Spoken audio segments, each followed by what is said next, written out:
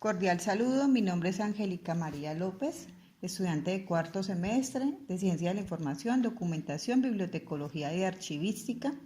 A continuación voy a dar desarrollo a la actividad correspondiente a la unidad número 2, denominada Arquitectura de la Información Empresarial, con el docente Jorge Mario Zuluaga Campuzano en la asignatura de Teoría de la Información. Bueno, vamos a abordar el tema de la arquitectura de la información empresarial. En este audio vamos a tocar diferentes conceptos como lo que es arquitectura empresarial, gestión de la información, arquitectura de la información, gobierno de datos, gestión de la arquitectura de datos, entre otros. Bueno, comenzamos diciendo que actualmente las empresas son más complejas y que requieren procesos de negocio flexibles que sean soportados efectivamente en toda la empresa por sistemas de tecnología de la información.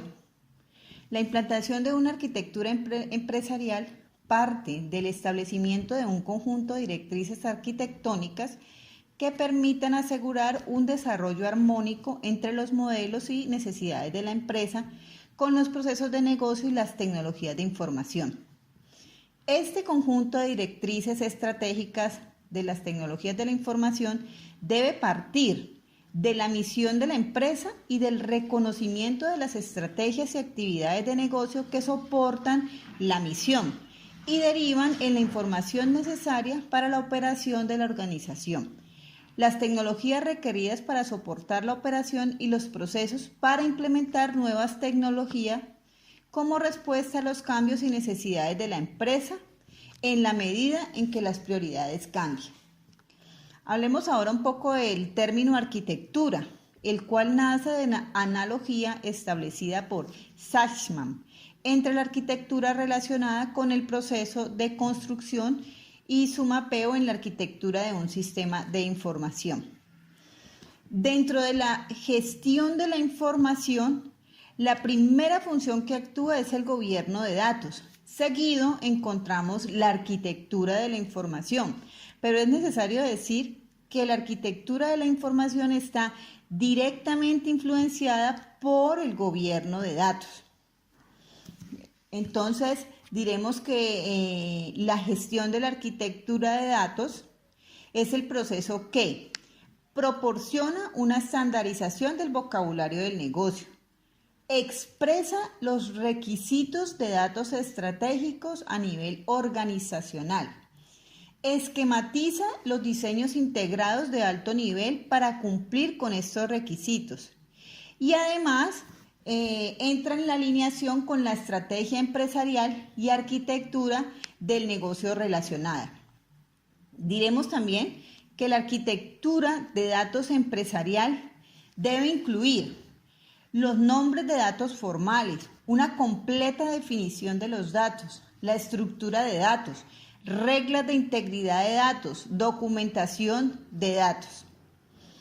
Entonces, el éxito de una arquitectura de la información empresarial se encuentra en el logro de la estandarización de integración de datos a través de la empresa para dar soporte a las necesidades de información de la misma. Además, la arquitectura de información empresarial es un conjunto integrado de artefactos que incluye tres grandes categorías de especificaciones, que son el modelo de datos de la empresa, el análisis de la cadena de valor de la información y la arquitectura de despliegue de datos. Del modelo de datos de la empresa diremos que es el componente central de la arquitectura de datos empresarial. En el análisis de la cadena de valor de la información, en ella se alinean los datos con los procesos de negocios. Y en la arquitectura de despliegue de datos, aquí hablamos de que en ella se incluye la arquitectura de base de datos, la arquitectura de integración de datos, la arquitectura de inteligencia de negocios y bodegas de datos. Bueno, la arquitectura de datos empresariales es la que se encarga de definir la semántica en una empresa. Ahora hablemos un poco de lo que es la arquitectura empresarial. La arquitectura empresarial es una disciplina que busca la integración de los aspectos de negocios y de tecnologías de la información. ¿Para qué? Para garantizar la alineación entre las iniciativas, los objetivos, las metas estratégicas y los procesos de negocio y los sistemas que los soportan. De esta manera puede alcanzar el propósito y crea un conjunto de vistas estrechamente relacionadas que reflejan las necesidades y perspectivas de los interesados. Para complementar un poco el concepto de arquitectura empresarial, diremos que este es el resultado de la unión de diferentes arquitecturas, como lo son la arquitectura de negocio, que es la que define los procesos y actividades del negocio, la arquitectura de sistemas, que es la encargada de las aplicaciones que soportan el negocio y los datos, la arquitectura de la información, que es la que está relacionada con la información que es clave para la organización, y los datos que deben ser recolectados, distribuidos, almacenados, eliminados, y la arquitectura tecnológica. Bueno, con una arquitectura empresarial, una organización puede definir el contexto para la integración de datos, procesos, organización y tecnología del negocio y su alineación con los objetivos empresariales del mismo. Por consiguiente, se logra una gestión de la información y de los activos de los sistemas, direccionando con los requisitos estratégicos del negocio. Bueno, para construir una arquitectura empresarial se requieren unos modelos y artefactos. ¿Cuáles? Los que a continuación les voy a mencionar. Entonces, requerimos la arquitectura del negocio, la arquitectura de proceso, la arquitectura de información, la arquitectura de sistemas, la arquitectura de tecnología y el análisis de la cadena de valor de información. Anteriormente les dije que para poder construir una arquitectura empresarial requeríamos modelos y artefactos. Ahora les voy a decir cuáles son los artefactos que permiten describir el funcionamiento de la organización y que además son recursos requeridos en cada nivel de más detalle. Ellos son los diagramas gráficos, las tablas, las matrices de análisis y los documentos textuales. ¿Qué beneficios ofrece una arquitectura empresarial? Dentro de los beneficios que ésta ofrece, diremos que es una herramienta para la planeación, el gobierno de la tecnología de información y gestión del presupuesto. Diremos que permite la integración de datos, procesos, tecnologías y esfuerzos. Además, alinea los sistemas de información con la estrategia del negocio. Permite la coordinación y el uso eficaz de los recursos. Mejora los procesos de comunicación y de entendimiento dentro de la organización. Reduce los costos de gestión de infraestructura de las tecnologías de la información. Guía la mejora de los procesos del negocio. Habilita a las organizaciones para responder eficazmente a oportunidades creadas alrededor de un mercado cambiante. Y finalmente diremos que la arquitectura empresarial ayuda a evaluar el riesgo del negocio. De esta manera, a gestionar entonces el cambio, a mejorar la eficacia del negocio, la agilidad y la rendición de cuentas. Les había mencionado también los marcos arquitectónicos, de los cuales existen dos tipos: los marcos de clasificación, que organizan la estructura, y los marcos del proceso, que especifican los métodos para la planeación del negocio y del sistema. Dentro de esos marcos arquitectónicos hay varios, les voy a nombrar algunos: el TOGAF, el ANSI IEEE 1471-2000, la Arquitectura Empresarial Federal, FEA, la Arquitectura Empresarial de Gobierno, GEA, el DODAF, el MODAF y el AGAT. Sin embargo, en esta actividad vamos a hablar del marco propuesto por Sachsman. Entonces, el marco empresarial de Sachsman es el marco de arquitectura que está en aplicación desde el año de su publicación, 1986. 87, que ha sido acogido por los arquitectos de datos empresariales a nivel mundial, y también que la información de este framework está disponible en la página que es la www.sachmaninternational.com. Pero este marco arquitectónico de Sachman, ¿qué es? Es un esquema de clasificación genérica de artefactos de diseño para cualquier sistema complejo. Es una estructura para describir las empresas y modelos de arquitectura. Corresponde a una matriz 6x6 que representa la intersección en 2 dimensiones de clasificación. Sachman reconoce la existencia de muchos grupos de interés y cada uno tiene una perspectiva diferente sobre la arquitectura. Él hace una clasificación en grupos que son el planificador, propietario, diseñador, constructor, implementador y participante. Cada uno de ellos tiene diferentes problemas que identifica y una manera de comprenderlos y a su vez de resolverlos. Sachman presenta estas perspectivas en filas. Pero para complementar un poco eso, vamos a acudir a los señores Maldonado y Velázquez en el 2006, quienes describen las perspectivas así. La perspectiva del planificador, que es quien se ocupa del contexto de la empresa, de su entorno competitivo, de las fuerzas internas y externas que influyen en su competitividad. La perspectiva del propietario, que es el que se interesa en la operación del negocio.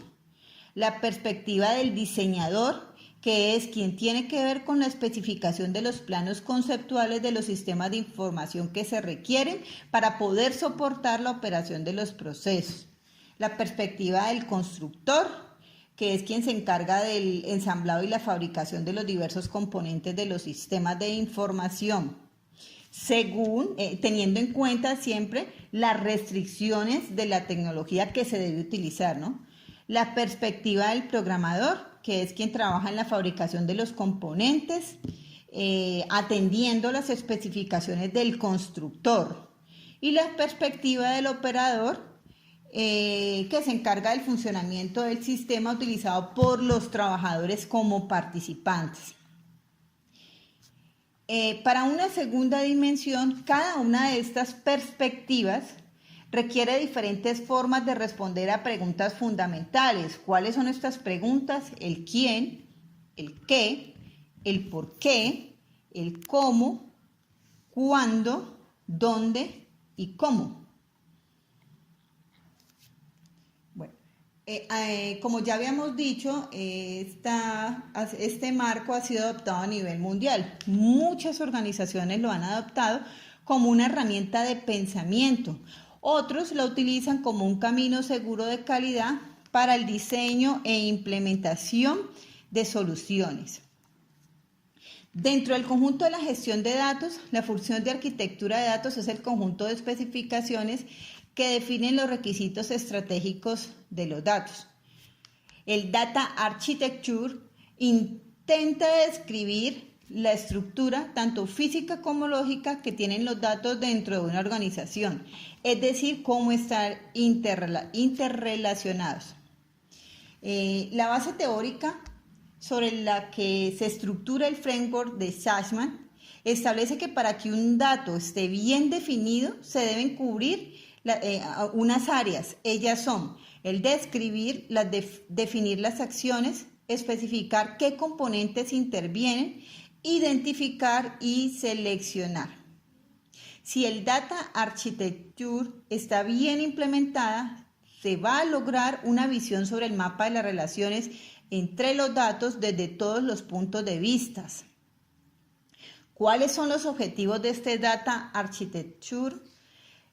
Ellos son desarrollar una arquitectura de datos que permita alcanzar los objetivos estratégicos, configurar la hoja de ruta para poder identificar los gaps entre la arquitectura actual y la que se desea. Hablemos un poco ahora del desarrollo del modelo del área temática. Entonces, En un modelo de datos empresarial, esta es la capa la más alta, la más importante. Este modelo es una lista de las áreas temáticas principales que juntos expresan el ámbito esencial de la empresa. Decimos que hay dos formas principales para comunicar un modelo. Ellos son un esquema o un diagrama. Con el esquema se organizan las materias de alto a bajo, atendiendo al orden de prioridad. Y con el diagrama se presenta y organiza las áreas temáticas visualmente para más fácil, para tener una mejor referencia, para que sea más fácil. La designación de las áreas temáticas esenciales de la empresa es importante para el éxito del modelo de datos empresarial completo, ¿no? La lista de temas es esencial para el desarrollo de taxonomías críticas y permite adicionalmente definir las entidades y datos en el modelo empresarial. Hablemos ahora del modelo conceptual de datos, el cual es una perspectiva visual de alto nivel sobre un tema de importancia para el negocio. Contiene solo las entidades empresariales básicas y críticas dentro de un dominio y función dada, con una descripción de cada entidad y las relaciones entre las entidades. Los modelos de datos conceptuales definen la semántica, es decir, los sustantivos y los verbos del vocabulario esencial del negocio. Es necesario decir que el modelo conceptual de datos es independiente de la tecnología y del contexto de uso. Bueno, para mantener un modelo conceptual de datos se requiere adoptar un proceso que permita revisar los cambios propuestos al sistema de producción contra el modelo conceptual. Hablemos un poco de lo que son, a qué se llaman entidades. Una entidad de negocio es algo de interés que genera interés para la organización, un objeto o un evento. Una entidad de datos es una colección de datos acerca de algo que el negocio considera importante. Una entidad es un elemento del mundo real sobre el cual se desea almacenar información en la base de datos. Vamos a dar algunos ejemplos de entidades cuando decimos alumno, empleado, artículo. Bueno, la entidad tiene unas propiedades. Ellas son que posee existencia propia, que se distingue del resto de los objetos, que resulta de interés algunas de sus propiedades y que formada por un conjunto de ocurrencias que presentan las mismas propiedades. Está formada, ¿no?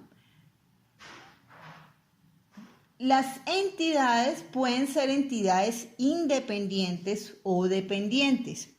Una entidad independiente es la que no depende de ninguna otra entidad para su existencia. También se puede llamar entidad central. Una entidad dependiente es la que depende de una o más entidades para su existencia.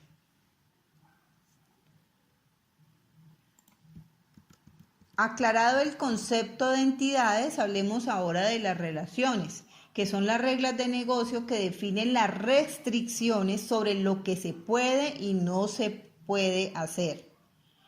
Estas reglas se dividen a su vez en dos categorías principales: las reglas de datos, que restringen cómo los datos se relacionan con otros datos, y las reglas de acción, que son instrucciones sobre qué hacer cuando los elementos de datos contienen ciertos valores.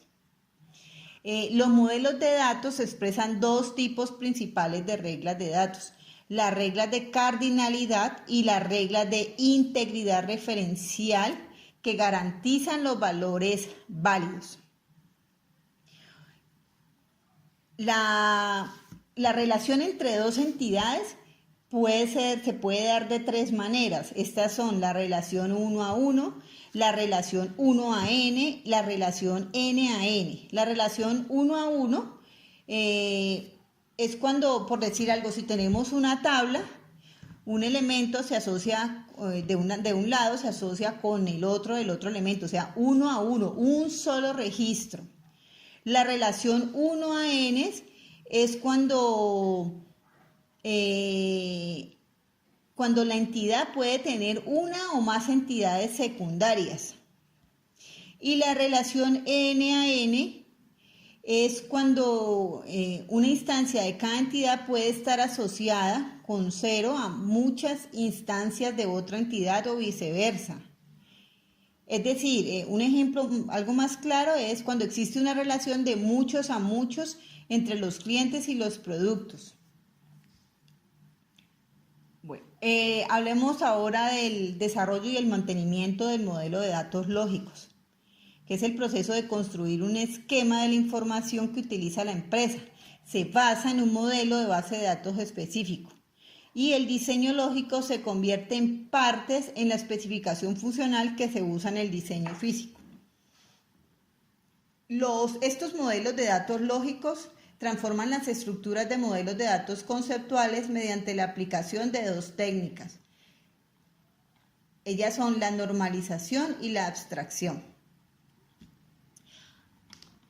De la normalización, diremos que es el proceso de organizar de manera eficiente los datos dentro de una base de datos, que incluye la creación de tablas y el establecimiento de relaciones entre ellas según reglas prediseñadas, tanto para proteger los datos y las bases de datos como para que sea más flexible a la hora de eliminar la redundancia y la dependencia incoherente.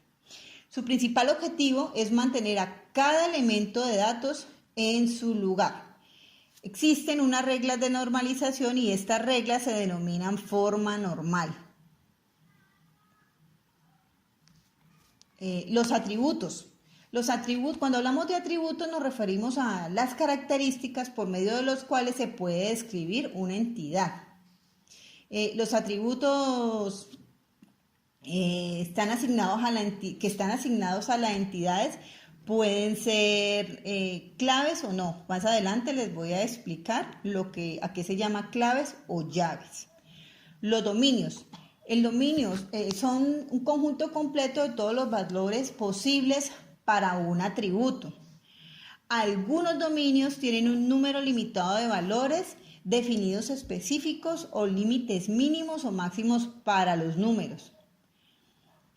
Los atributos, de los que ya les había hablado, algunas veces comparten el mismo dominio. Unos ejemplos podrían ser una fecha del calendario válido, una fecha que cae en un día laborable, en general fechas.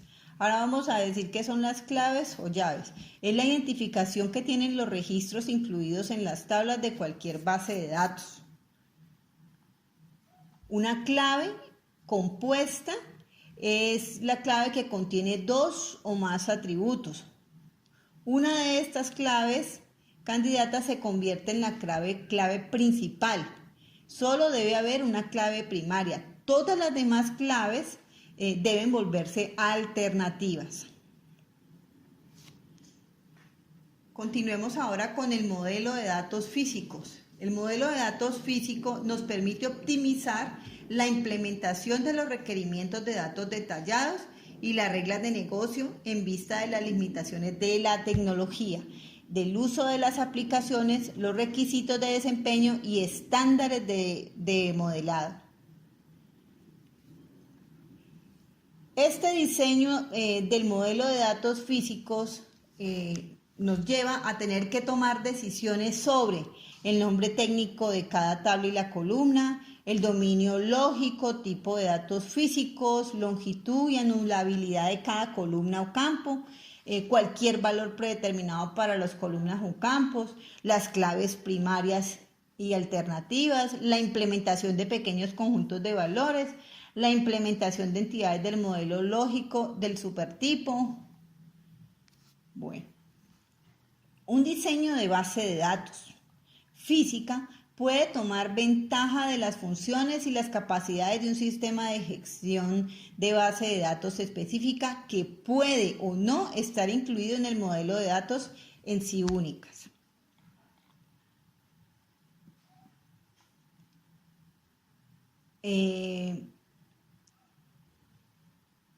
Dentro de este diseño de base de datos físico se debe tener en cuenta la arquitectura la tecnología y además unas consideraciones.